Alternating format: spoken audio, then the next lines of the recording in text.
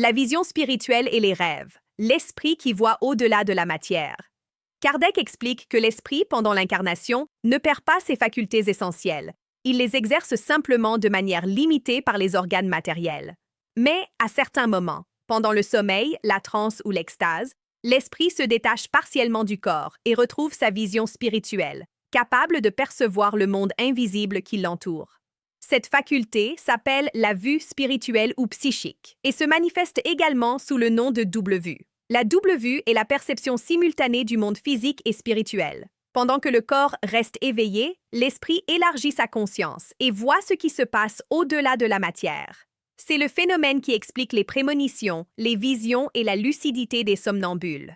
Kardec montre que cette faculté est naturelle et varie en intensité selon le degré de sensibilité et de pureté morale de chaque individu. Nos esprits élevés est constant et éclairé. Chez les incarnés, intermittent et limité par les imperfections du corps. La science moderne du cerveau commence à entrevoir les mécanismes qui permettent ces perceptions. Les recherches sur les états modifiés de conscience montrent qu'au cours du trance, le cerveau entre dans des fréquences θ et delta, favorisant des expériences hors du corps et des visions vives. L'activité électrique diminue, permettant à certaines zones du cortex responsables de l'autoperception de se désactiver partiellement, ouvrant la voie à des perceptions non locales.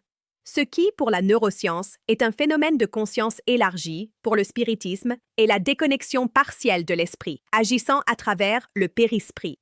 L'état de somnambulisme, dit Kardec, est la manifestation la plus évidente de l'indépendance de l'esprit par rapport au corps. Le somnambule agit sous la domination de son propre esprit, qui voit et ressent en dehors des sens corporels. C'est pourquoi il perçoit ce qui se passe à distance, lit dans les pensées et guérit par magnétisme, car il agit directement sur les fluides, sans le filtre matériel. La lucidité somnambulique est donc une forme temporaire de vision spirituelle. La neuroscience contemporaine désigne par conscience élargie les états où le cerveau synchronise des ondes lentes et cohérentes, permettant l'accès à des souvenirs profonds et à des perceptions au-delà du commun. Des expériences en laboratoire de sommeil montrent que, pendant le sommeil REM lucide, l'individu peut avoir une pleine conscience et interagir avec des réalités mentales hautement structurées. Pour le spiritisme, cela n'est pas une simple création du cerveau, mais l'esprit vivant des expériences réelles dans un autre plan d'existence, car le sommeil est l'émancipation partielle de l'âme.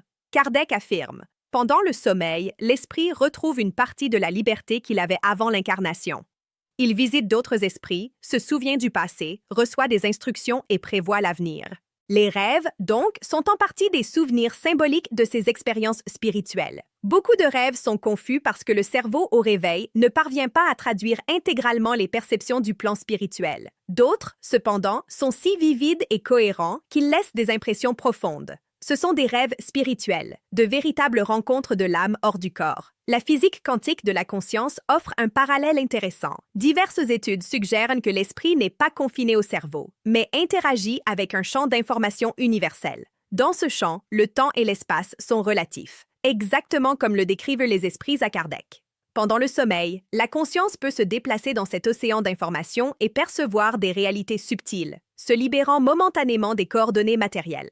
Le périsprit est le véhicule de ces perceptions. C'est lui qui capte les vibrations spirituelles et les traduit à l'esprit. Lorsque le corps dort, le périsprit se détache, mais reste relié par des liens fluidiques qui assurent la vie.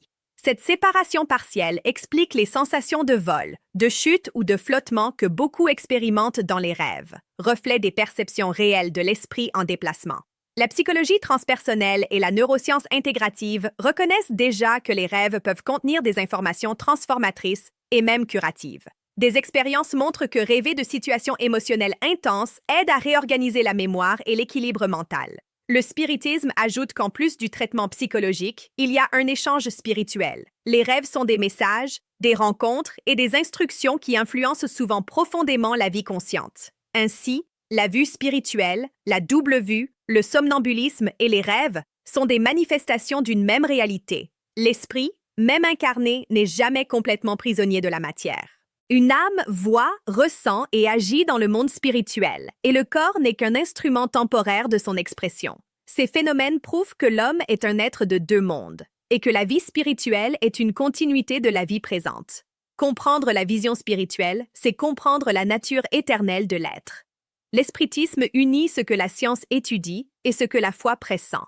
La conscience est immortelle, et le rêve est le pont qui nous le rappelle. Si cette réflexion vous a apporté lumière et espoir, partagez-la. Car comprendre la vision spirituelle et les rêves, c'est reconnaître que la vie continue, même lorsque les yeux se ferment.